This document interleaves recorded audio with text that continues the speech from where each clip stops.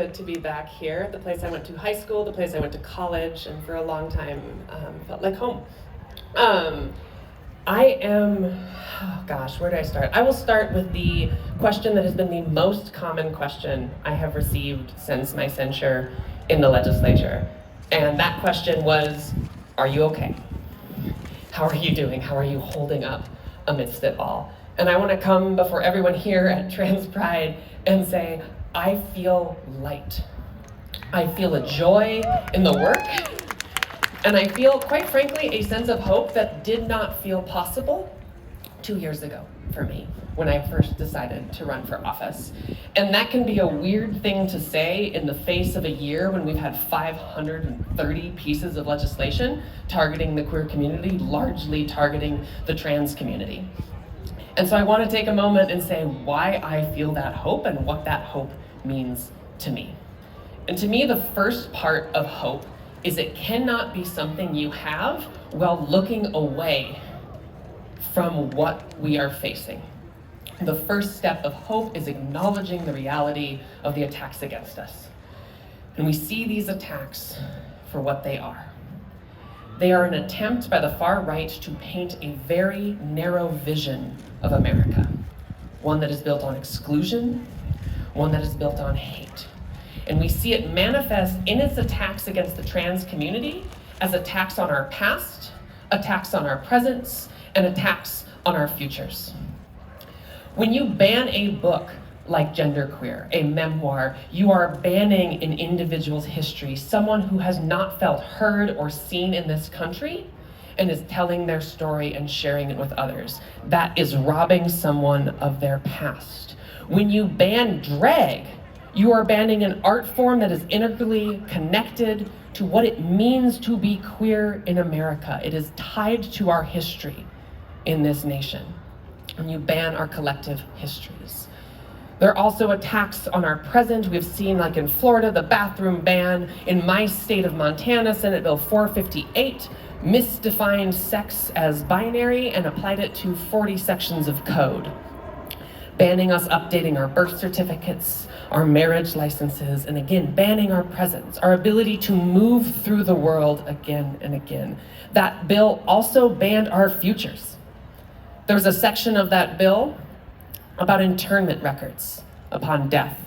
I am blessed to be with my beautiful fiance, Erin Reed, sitting in the corner over there. And we have a 7-year-old. And I dream of a life that is long and happy. And when I pass away, I would love my tombstone to say, here lies Zooey Zephyr, beloved wife, beloved mother, etc., etc. But my state wants to say, sure, have all of that, but on the back end, we're gonna say male. That is robbing us of our futures. And there's no more clearer example of robbing our futures than when you ban gender-affirming care for trans youth. I stood up, that is why I stood up on Senate Bill 99 and said, if you force a trans teen to go through the wrong puberty, that is tantamount to torture, and there is blood on your hands. That is not hyperbolic, that is not political rhetoric, that is the real consequence of the votes we take as legislators. And we have to look at the totality of the attacks against us before we can turn to hope. And why do I have hope despite the fact that I see that litany of attacks? It's because I see the response. I see the way those attacks have been rejected in my community and in my groups in the legislature. There were 2 groups in my legislature that stood up for to defend me immediately. The first was my local union, my public employees union.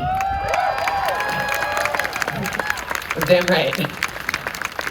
And the unions knew clearly. They said, we know what it looks like when the powerful use every tool at their disposal, right or wrong, to silence a group. We see that here around the country with, Seattle's own Starbucks leveraging their power against the Starbucks Workers United. We also, the second group that stood up for me was the American Indian Caucus. They stood up and very clearly in the first meeting said,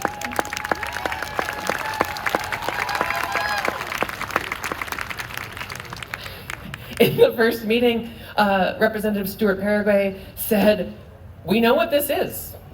This is the path to fascism."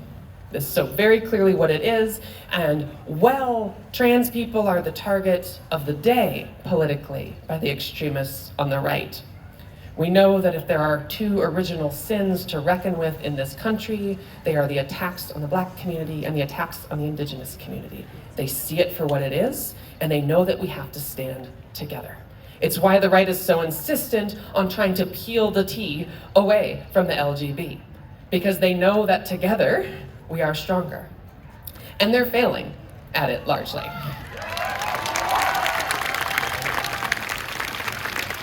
They're failing because we recognize the attacks as being an echo of attacks in the 80s and 90s. The way in which the same handful of political detransitioners get flown around, like the same, quote, ex-gays were flown around in the 90s. The way rhetoric, like today they call us groomers, was recruiting back in the 80s and 90s. We see that language for what it is, and we stick together as a community. That gives me hope. The second thing that gives me hope is I see the response from the people who aren't politicians. There was someone at the Capitol, a Republican, went and wrote an op-ed and said, "Oh, just think about the pages who were sitting there, 16-year-olds and 17-year-olds, they must have been terrified." Well, when I was censured and sat in the hallway, every page came up to me with a letter and said, "Thank you, I see what you're fighting for." I have been blessed to go to my hometown Pride and see someone who came up to me in a beautiful trans cape and said, "I had been scared in small town Montana, far cry from Seattle here, but I've been scared in small town Montana to wear my cape." And then I saw leaders standing up, and suddenly it felt a little bit safer. I could have a little more courage. I had a lovely security guard at a hotel I was staying at.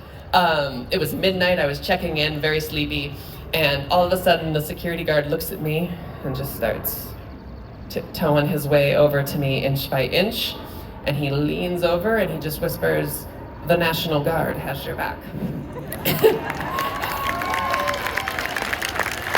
And you turn and look and you're like, that's okay, there's a couple connections here. That's not just a Pride Festival, that's a separate group. And then I was in Glacier National Park recently, out in Montana. And woo for our national parks, yes indeed. We are queering the parks as well. But someone came up to me, I pulled off to the side of the road and they walked out and he pointed and he went, "Zooey Zephyr." And he goes, "I'm a Republican through and through and through and through." And he listed off all of the moderate Republicans. Let me get bigger air quotes. All the moderate Republicans. And he was like, "That's my kind of Republican. But I want you to know I'd sit on that bench for you every day." And I went, okay, here we go. We've got connections here across the lines. And that, to me, is a piece of the hope. And when I see the way in which the bills are rejected by the community, it lets me know that these folks are out of step with what most people are interested in. People who go to the parks to experience the world's beauty are not interested in hate. And I think that's why we see such an aggressive response. Because if they are not winning policy arguments, they clearly do not have a moral high ground. If they are not rooted in love, suddenly we see, like we saw in Montana, like we saw in Oklahoma with Representative Mauree Turner, like we saw in Tennessee with Representative Pearson, Representative Jones, that it's not enough for them to just pass a policy. When you are losing the community fights, you want to silence the people who are holding you accountable. And that's why it was so important in those moments to stand. And quite frankly, why it was so easy to stand. Because when you are on the right side of history, it is easy to do the right thing.